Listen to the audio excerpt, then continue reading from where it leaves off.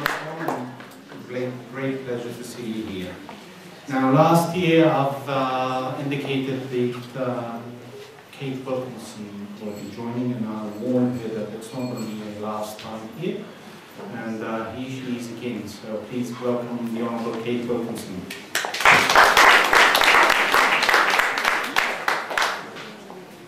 Thank you, John, and thank you for inviting me back to your sixth exhibition. I have fond memories of this, certainly the last time I was here, although my wallet did get lightened somewhat. No doubt, John, you will like it to be lightened again. Can I acknowledge Mayor Kelvin? And it's great to be in your patch, and you're very fortunate to have such a wonderful professional art gallery here in your patch, and to have such an iconic annual event for Canterbury, and you should be very proud. And on that note, I'd also acknowledge, of course, the local MP, Amy Adams, and similarly, you're very fortunate here as well to have, I think, what is a stunning facility in Selwyn. Look after it, because we might just shift it to Waimakariri. I also acknowledge, of course, Nikki Wagner, MP, one of my colleagues. Nikki has had a long-standing interest in the arts, has been on Arts Festival boards, was a spokesperson for arts, and certainly assists the Minister, Christopher Finlayson, immensely, and her interest in the arts goes back since probably before I knew her. Also acknowledge, of course, the Honourable Leanne Dalzell and all other councillors and distinguished guests. Dame Malvina, it's great to have you here. Can I?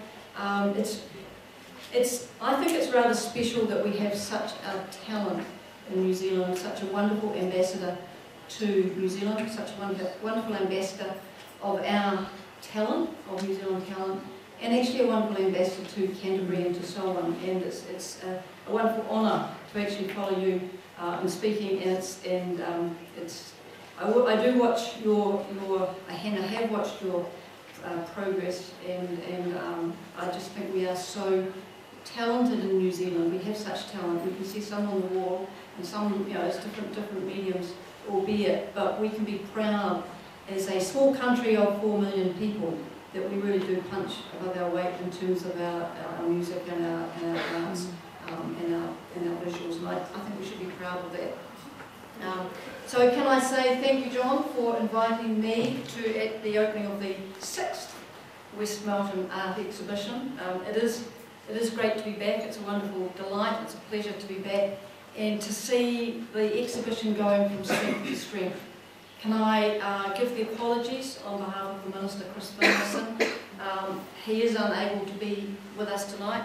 His unavailability is actually my pleasure because I'm standing in for him. So, but he does send his apologies, and I know that he would have loved to have been here had he been able to. And he certainly asked me also to convey his best wishes for a great show, great exhibition, and a great evening.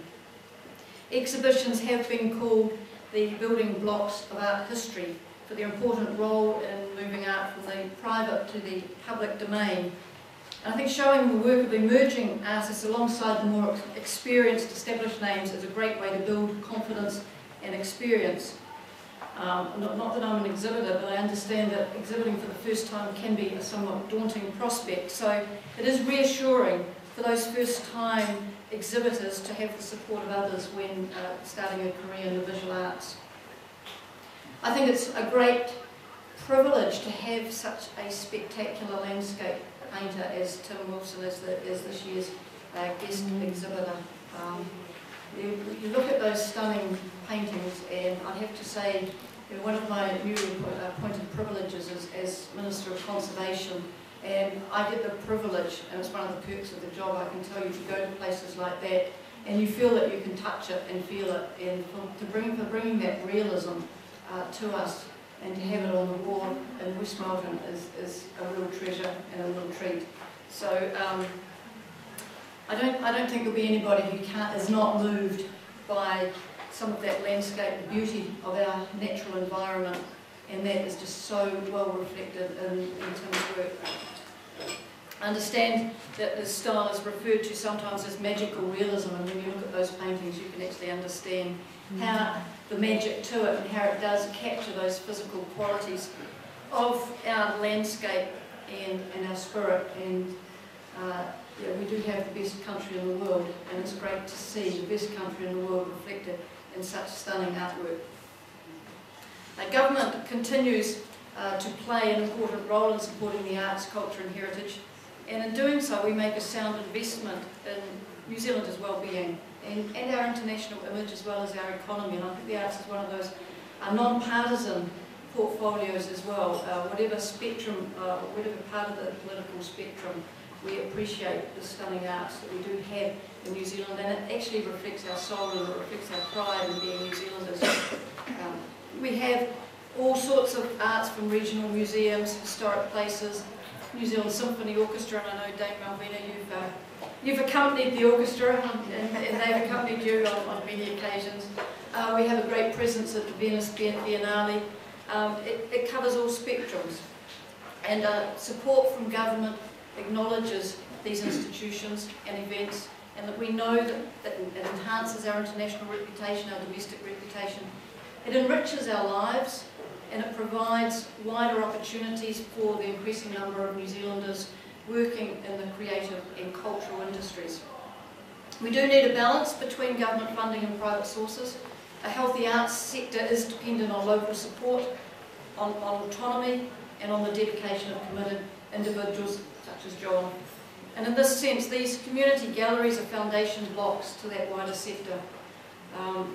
Well, in my own patch in Waimakariri, I'm privileged to have the Prime Minister, who will be opening the Oxford Art Gallery on Friday.